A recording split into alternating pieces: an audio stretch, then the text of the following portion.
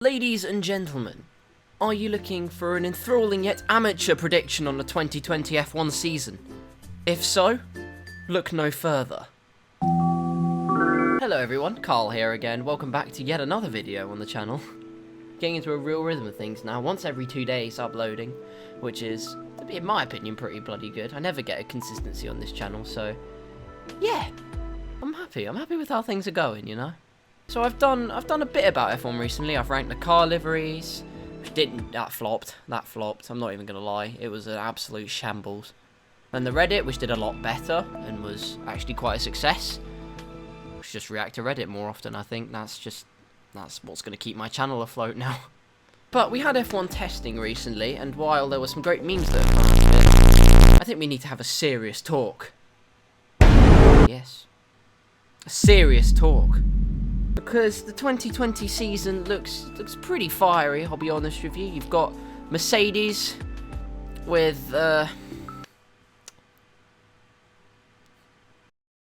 that's the best car on the grid again. Got him again. But you've got possibly a resurgent Red Bull this year, and among other things. So welcome, ladies and gentlemen, without any further ramblings, to my 2020 F1 season predictions. So first of all, let's go for constructors order, because I feel like I'll address the teams first before I go into any driver standing predictions. Can you tell I'm tired? We'll start off at the bottom. I can't use that song because I'll get copyrighted. But we're going to start with Williams at the bottom. I think it'll be much the same season for them as last year. They'll be slow. And as much as I like their livery, I think they'll still be slow. So, them in last. Sorry. Second to last, I'm going to go with Alfa Romeo. While Raikkonen did absolutely send them skyrocketing up the charts at the beginning of the season last year, they fell off a lot at the end, and I feel like it's going to be much the same story this year, but without being as strong at the beginning. So for that reason, they will score some solid points, make no mistake, but I think they are going to be 9th this year. Next up, Haas. If it sounds like I'm rushing these, by the way, I'm really sorry. It's partially because I am, but also because I felt like that talking too much in my in previous videos made it just a little bit unbearable for some people. So I'm going to make it a bit shorter. Hopefully that enthralls the goldfish watchers of my videos. Just because I'm not implying that the people that watch my videos or interact with me on YouTube are goldfish, okay? That's very offensive to goldfish. Needless to say, to humans as well, because they're not goldfish. And I promise I will do better next time, thank you. Anyway, Haas are next up. They're in 8th. I feel like they've got their stuff a bit more together. They've got a banging livery. I feel like they've got their stuff on the line again, which is good, because last year was a shocker in every single way. So I feel like they'll be 8th this year. I feel like they'll come back with a bit of a vengeance, but still, I feel like they'll have tyre troubles as much as last year. So, Haas in 8th place. 7th place, the recently christened Alpha Tauri. Now, they had a very good season last year, make no mistake, just purely because they were consistent. Kvyat got a podium, Gasly got a podium. Bloody brilliant, right? Merry Christmas to you, Alpha Tauri. However, I do feel like other teams have really stepped up their game this year. Ones that you haven't heard yet, of course. I won't say them yet. But Alpha Tauri, I feel like they'll be in that solid midfield battle. I think they'll still be above Haas. I feel like they'll have a very consistent year. But I don't think they will be like up there in the midfield battle per se. So Alpha Tauri, nice car, but you're in 7th in my book. Next up, the Mercedes W10. Oh wait, sorry, what? Oh yeah, the Racing Point. Yes, Racing Point in 6th place. I feel like they'll have a better year than they did last year. It was very much a case of Perez very much controlling how the team went forward, and Stroll didn't really do much for them. It's going to be very much the same story this year. However, I feel like if Perez is saying it's the best bit of machinery he's gotten in his career, then it's probably going to be quite lethal. So I don't think it's going to be best in the midfield by any means, but I do feel like it is a big step forward, even if it is just a Mercedes B-spec car. Racing Point, 6th place. Very pink. Pink out of 10. In 5th place, I have Renault. Now, I do believe Renault is going to have a better season than they did last year. I feel like between them and Racing Point, it's going to be like, extremely close. But I do not feel like they're going to be any higher than 5th again. They've got Ricciardo and they've got Ocon. I do feel like Ocon will make a few mistakes, possibly, having come back after a year out. Who knows? Or maybe I'm completely wrong, and maybe he's finessed the entire grid and he's going to win the first race. But probably not. They've got 2 solid drivers. It looks like they've got a solid car this year, so by all means, I don't see why they can't make a resurgence. Slightly up, maybe, but I feel like they will end up where they did last year, and that is 5th place. In 4th place, probably guess what's next. It's Maka. It's the McLaren. I feel like they'll be top of the midfield still. I feel like they'll hold their crown pretty well there. I don't think they're going to challenge the top 3, and I wouldn't expect them to, purely because next year's new regulations, so why would they? But at the end of the day, it looks like they've got a solid package underneath them once again. And, well, I can't really say solid package because, look, that's not what I meant. I'm gonna get to my point. But the car looks solid. They've got 2 solid drivers under them. Carlos Sainz was pretty much impeccable last year, maybe apart from a couple of blips, but he got that podium, which is incredible, really. And Lando Norris is just slowly but surely adapting himself more and more to that F1 lifestyle and that F1 consistency as such. So McLaren, 4th place. Good job, lads. Well, not yet, of course, because we haven't got 4th place, but hopefully 4th place. 3rd, 2nd, and 1st, of course, the big 3. Now, 3rd place, I'm going to go with Ferrari. Now, I believe that their 2020 season is going to be very much like last year's. I've said that for a lot of the teams, if you can't tell. But I do believe Ferrari are going to have a bit of a slow start based on what their team principal said. Unless they're using the sandbags. Sandbags? Get that out of my face. It's all about the cast iron blocks, mate.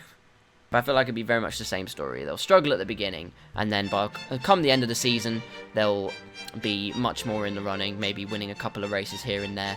So I feel like it's going to be a stronger year, but I don't feel like it's going to be anywhere near the very, very top. So there you go. Ferrari. Mamma mia! 2nd place, I've gone for Red Bull. Now, Verstappen is open for debate, but I feel like Verstappen is on a par with Hamilton as the best driver on the grid currently. He is just incredibly consistent.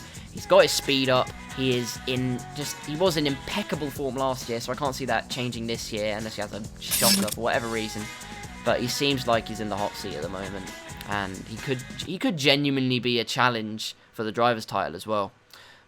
Stay tuned for that one.